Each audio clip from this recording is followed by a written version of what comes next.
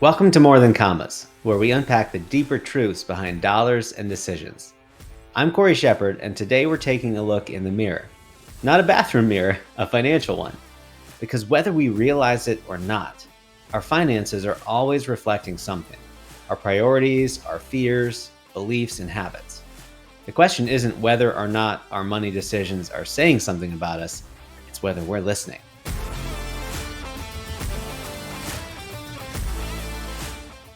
Let's be honest. Most financial conversations are about tools, taxes, accounts, or asset allocation. But today's conversation is about truth because our money habits are a mirror. They reflect our values, they expose our fears, they reveal our dreams, and sometimes they uncover beliefs you didn't even know that you had. We all know the old line, show me your calendar and your bank statement, and I'll show you what you value. And it's true. You might say you value health, but if you're not investing in good food, rest, or movement, your budget says otherwise. You might say you value family, but if your spending reflects more on self gratification than shared experiences, it's time to reconcile the two. This isn't about guilt, it's about alignment. When our spending matches our values, we feel peace. When it doesn't, we feel tension. Each person has what I call a financial operating system. And most of the time, it's not one we consciously choose. It was inherited. Some grew up with scarcity, hearing things like, there's never enough. Some learned indulgence, spend it while you can. Some absorbed fear when they were young. Money is complicated and I'll mess it up. The problem is, when we don't examine those scripts, we let them run our lives. Your financial behavior is not just a math equation, it's a story. And if you don't know your story, you can't change the ending. Anxiety often shows up in our finances before we feel it consciously. Do you spend when you're stressed?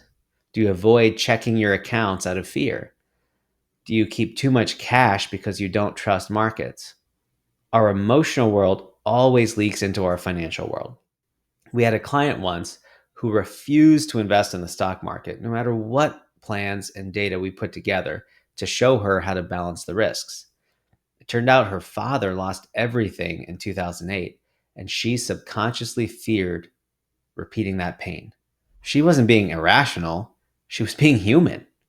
When we accommodate and reconcile our emotions inside of our financial designs, the numbers often take care of themselves. This episode of More Than Commas is brought to you by Sound Financial Group, where we help families and business owners build and protect wealth through clear, long-term financial strategies. Whether it's retirement planning, investment management, or navigating your overall financial strategy, we're here to help guide you every step of the way. To learn more about how we can help you secure your financial future, visit sfgway.com. You can run retirement calculations and download content to read in your own time. Want to know where someone will be in 10 years?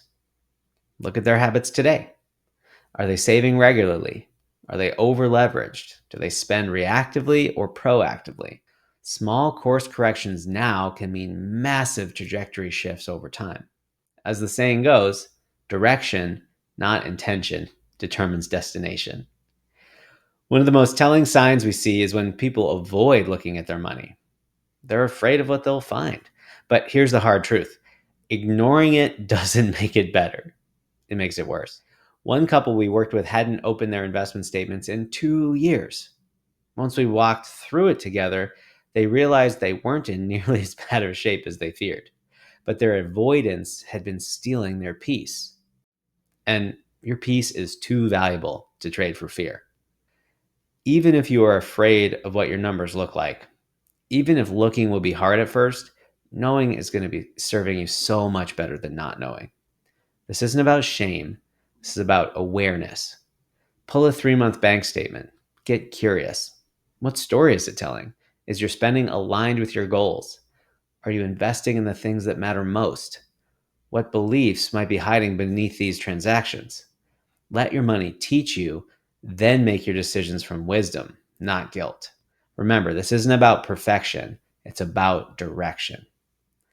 If today's episode gave you a fresh lens on your finances, share it with a friend or your spouse.